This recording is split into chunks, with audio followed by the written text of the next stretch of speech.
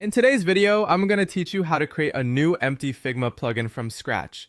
We're going to keep this simple and focus on the exact setup process inside Figma so you can get your plugin project started quickly and cleanly.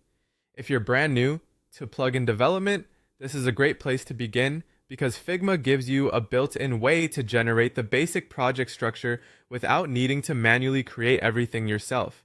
Start by opening Figma in Google Chrome. Once Figma is open, use the quick actions shortcut to bring up the command search. On a Mac, press Command and /. On Windows, press Control and /. This shortcut is helpful because it lets you quickly access tools, commands, and developer options without having to click through multiple menus. If nothing appears right away, make sure the Figma tab is active, and try the shortcut one more time. When the quick actions bar opens, type New Plugin.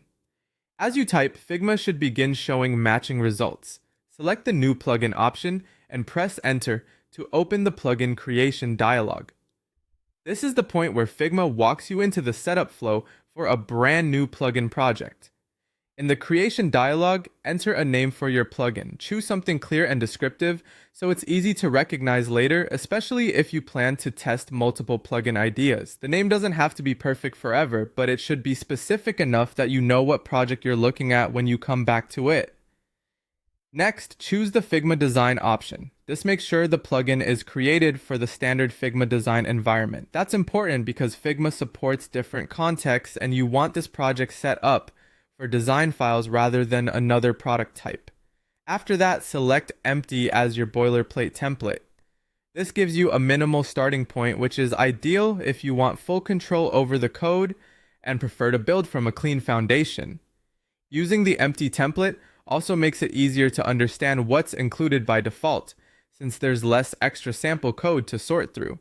Once those selections are in place, continue through the dialog to create the plugin. At that point, your new Figma plugin project will be initialized and ready for the next stage of development. That's it for the setup. You've now created a new empty Figma plugin directly from inside Figma using quick actions, and you're ready to start building